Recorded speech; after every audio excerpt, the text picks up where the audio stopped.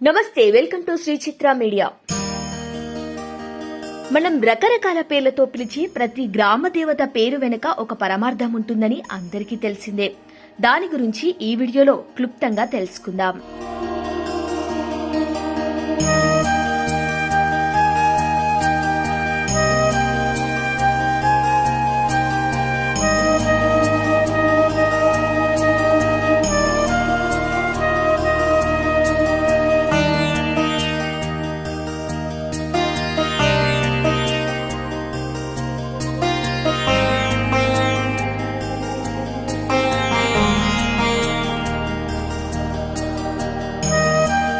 ఊరిని విడిచి పొరుగురు వెళ్లే వ్యక్తుల రాకపోకల్ని గమనిస్తూ ఊరి పొలిమేరలో ఉండే తల్లి పొలిమేరమ్మ అది కాలక్రమేణా పోలిరమ్మగా మారింది. ఇక రెండవది ఎల్ల అంటే సరిహద్దు అని అర్థం. అందుకే ఎల్లమ్మ కూడా ఈ పనినే చేసేదన్నమాట. ఇక మూడవది ఒక వ్యక్తికి జీవనభృతి కలిగించి పోషించే తల్లి పోచ ప్లస్ అమ్మ అంటే పోచమ్మ అన్నమాట. ఇక ఎల్లమ్మ తల్లి తన భక్తులకి ఎటువంటి వ్యాధులు రాకుండా నివారించేదైతే పోచమ్మ పోషణ కలిగిస్తుందన్నమాట. ఇక ప్రతి వ్యక్తికి ఇంతకాలం జీవించాలనే ఒక కట్ట అవధి ఏదుందో ఆ కట్టని మోయగల, ఆ అవధి నుంచి రక్షించగల అమ్మే కట్టమేయ ప్లస్ అమ్మ కట్ట మేసయమ్మ. అది కాలక్రమేణా కట్టమైసమ్మగా మారింది. ఇక స్వచ్ఛమైన అమ్మ అనే అర్థంలో అచ్చ స్వచ్ఛమని, సు ప్లస్ అచ్చ స్వచ్ఛ అనే రెండు పదాలు కలిపి అచ్చమ్మగా మారింది. ఇక సాధారణముగా 15 ఊళ్ళకో దేవత ఉంటుంది. మన ఊళ్ళన్నింటికీ అమ్మ అనే అర్థంలో ఆమెను మావుళ్ళమ్మ అని పిలుస్తుంటే కాలక్రమేణా అది మావుళ్ళమ్మగా అయ్యింది. ఇక ప్రజల మనసులో పుట్టి ఏ కోరిక ఏదైనా అది మంచిదో కాదో తానే నిర్ణయించి కోరిన కోరికను తీర్చే బాధ్యతను స్వీకరించి భక్తులకు అండగా నిలిచే తల్లి తలుపులమ్మ. తలుపు అంటే ఆలోచన. ఆ తలుపులను తీర్చే తల్లి తలుపులమ్మ. కాలక్రమేణా ఈమె తలుపులమ్మగా మారింది. ఇంట్లో నుండి బయటికి వెళ్లేటప్పుడు తల్లికి లేదా భార్యకి ఎలా చెప్తామో అలాగే ఆ తల్లిని ప్రార్థించి వెళ్లటం చూస్తాం.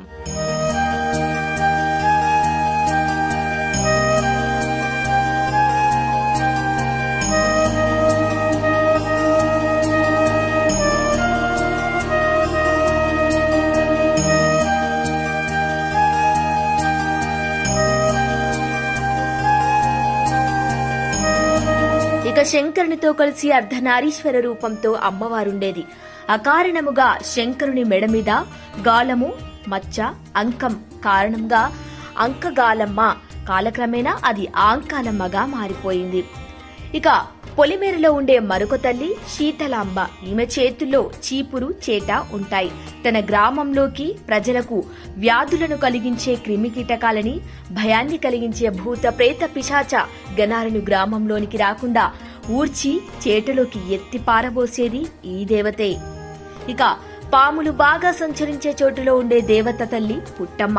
ఈమె గుడిలో అనేక పుట్టలుంటాయి. అక్కడే సుబ్రహ్మణ్య షష్ఠికి అందరూ పుట్టలో పాలు పోస్తారు. ఈ తల్లికే నాగేశ్వరమ్మ అని కూడా అంటారు. పాప అంటే పాము ప్లస్ అమ్మ పాపమ్మ అవుతుంది. కాబట్టి ఈ తల్లికి పాపమ్మ అని కూడా అంటారు. సుబ్రహ్మణ్యేశ్వరుడు పేరు మీదే సుబ్బ ప్లస్ అమ్మ సుబ్బమ్మ కూడా దైవముగా ఉంది. ఇక బతుకుకి కావలసిన వర్షాన్ని పంటలను ఇచ్చే తల్లి బతుకమ్మ. ఇక గ్రామ ప్రజల మంచిని చూసే కనే అమ్మ కన్నమ్మగా ఎప్పుడు సత్యాన్ని నిదర్శనాలని చూస్తూ ఉండే తల్లి సత్య ప్లస్ అమ్మ సత్యమ్మగా పిలుస్తారు. ఇక అలాగే పుల్ల అంటే వికసించిన కళ్ళున్న అమ్మ పుల్లమ్మ. ప్రతి విషయాన్ని ఎంతో శ్రద్ధగా పరిశీలించి చూస్తుంటుంది కాబట్టి ఆమెను పుల్లమ్మగా అంటారు. ఇక ప్రతి శుభకార్యానికి నైవేద్యాన్ని అర్పించుకునే చోటు ఉన్న తల్లి అర్పణ ప్లస్ అమ్మ అర్పణలమ్మ క్రమంగా అప్పాలమ్మగా మారింది. ఇక బెల్లము బాగా ఉన్న ప్రాంతాల్లో ఈ తల్లికి అప్పాలు బాగా ఇష్టమంటూ భావించే భక్తులు అప్పాల ప్లస్ అమ్మ ఇక కాలక్రమేణా అప్పలమ్మగా మారిపోయింది. ఇక అమ్మవార్ల ఊరేగింపులో అన్నింటికన్నా చిన్నది బాలా త్రిపుర సుందరి. విగ్రహానికి సమమైన ఉజ్జి అయినది పెంటి బాల ప్లస్ అమ్మ అంటే పెంటమ్మగా పిలువబడింది. ఇక భోజనాన్ని అందించగల తల్లి అనే అర్థంలో బోనములు అంటే భోజనం అనే పదానికి వికృతి ప్లస్ అమ్మ. అది కాలక్రమేణా బోనాలమ్మగా మారిపోయింది. అయ్య అయిన శంకరునికి అమ్మ భార్య కాబట్టి ఈమెను అయ్యమ్మ అని కొన్ని చోట్ల పిలుస్తూ ఉంటారు. ఇక లలితాంబ భాండాసురుని చంపేందుకు గుర్రాల మీద కూర్చొని స్త్రీ సైనికుల సైన్యంతో వెళ్ళింది కాబట్టి గుర్రాల ప్లస్ అమ్మ కాలక్రమేణా గుర్రాలమ్మగా మారింది. ఇక ఊరు పేరుని బట్టి పిలుచుకునే దేవతలు కొందరున్నారు. సోమప్రోలు ప్లస్ అంబ సోమపోల పాంబ అన్నారు. ఇక సోమప్రోలు అనే గ్రామం ఉత్తరాంధ్ర శ్రీకాకుళం జిల్లాలోని సోంపేట.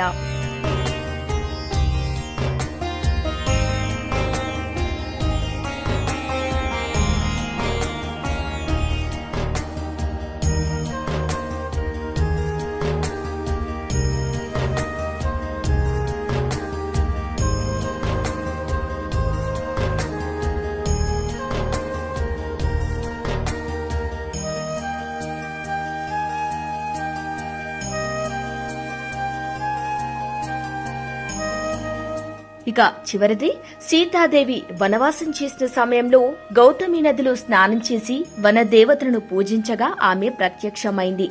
అప్పటి నుంచి కోరిన కోరికలు తీర్చే తల్లిగా పూజలు అందుకుంటుందని ప్రసిద్ధికెక్కిన తల్లి తూర్పు గోదావరి జిల్లా కొత్తపేట మండలంలోని వనపల్లి అనే గ్రామంలో ఉన్న పళ్ళాలమ్మ పళ్ళమాంబిక ఇక్కడ వెలిసిన అమ్మవారిని ఈ గ్రామస్తులు కాళికాదేవి అవతారంగా భావించి పూజిస్తారు. ఈ ఆలయంలో అమ్మవారు కాలుపై కాలు వేసుకుని భక్తులకు దర్శనమిస్తారు. ఈ అమ్మవారి పాదాల కింద నక్కను తొక్కి ఉండటం విశేషం. ఆంధ్రప్రదేశ్లోని పలు గ్రామాలలో ఈ అమ్మవారి విగ్రహం ఉండటం విశేషం.